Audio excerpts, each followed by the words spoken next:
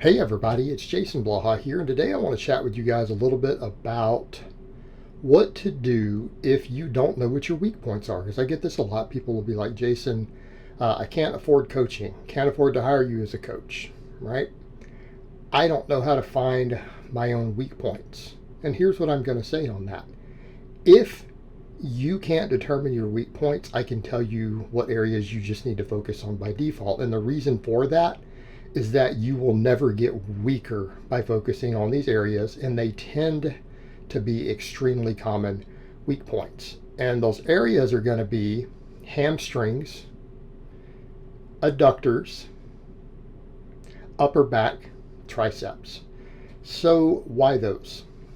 All right, well, triceps is an easy one. Most people get that. They realize triceps are enormously critical on pressing in general. Most of our other primary movers get trained with all the base pressing extremely well. In other words, your pecs and your front delts probably do get quite a bit of hypertrophy just from any sort of chest pressing, whether you're bench pressing wide, bench pressing with dumbbells, incline benching, whatever, right? All of these things tend to bring those up. And if anything, pressing tends to leave the triceps lagging. They get worked, but it seems like when you look at both EMG studies and you look at hypertrophy studies, they tend to not fully maximize tricep development. Now, we can press in ways that does, but that takes a lot of specialized care, but you could also add some of those in. So in other words, triceps tend to need some extra work. And here's the thing. Everyone tends to think of triceps as, oh, they're the bench press lockout. Well, that's not true.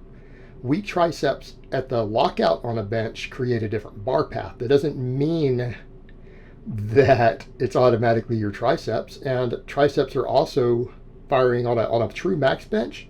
Triceps are firing extremely hard right off the chest also. Right? They're used to the entire range of motion.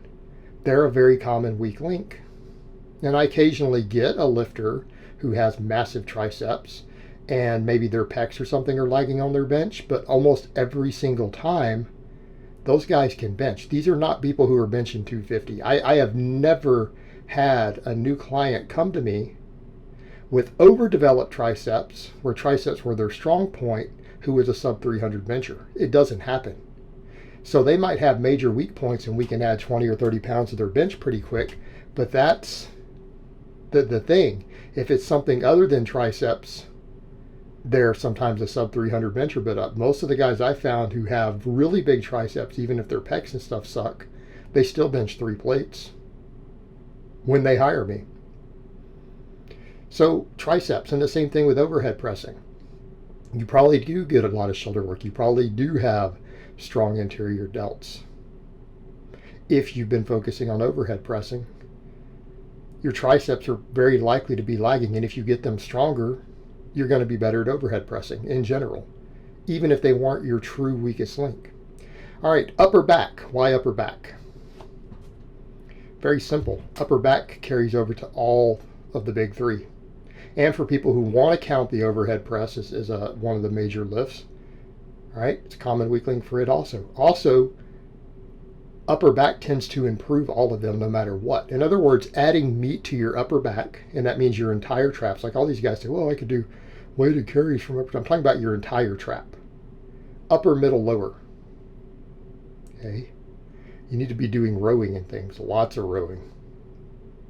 I mean rear delts.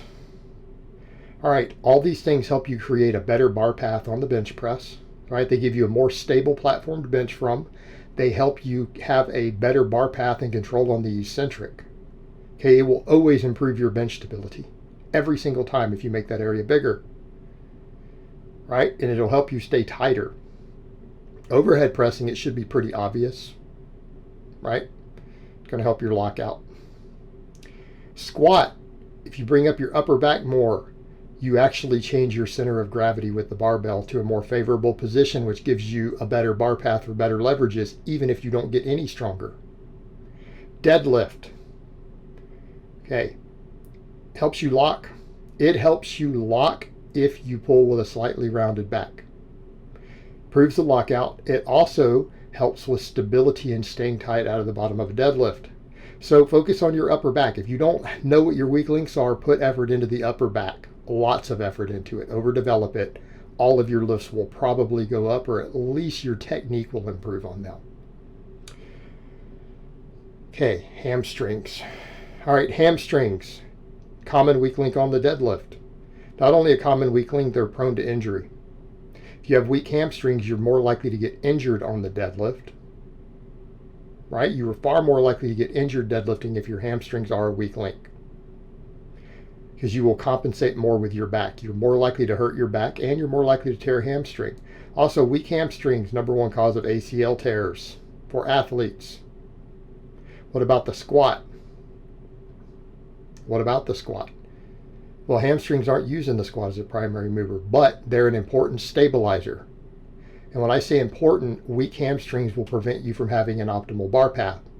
If you have really strong hamstrings, you can sit back further into a power squat, which allows you to use the best leverages, the widest stance, to get the most out of your squat with the muscles and strength that you currently have.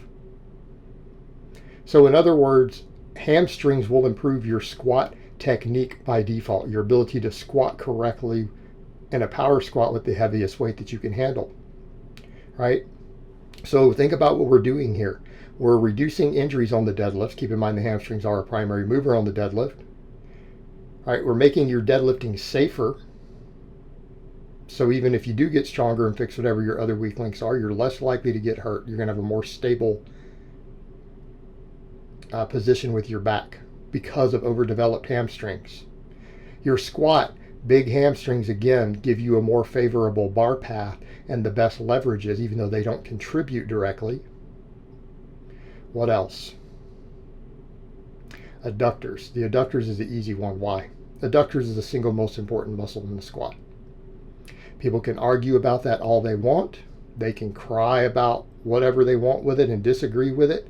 Every good strength coach will tell you adductors are very often your limit on your squat, especially when you learn to power squat correctly with any decently wide stance, which you should be if you care about squatting the most weight. And if you care about being as athletic as possible out on a playing field of any type, right? You do anything on a playing field with a very close stance? Any contact sport you can think of? No. Adductors make or break you out there, but still, when we're talking about the squat, adductors are, and again, it's an arguable point, the single most important muscle for moving the most weight on a max. Some people would argue glutes. Some people will argue adductors. I tend to think it's adductors. So you cannot go wrong with focusing on them. All right, guys, but that's really all I have to say on that today. I hope it's been informative, and I will talk to you guys next time.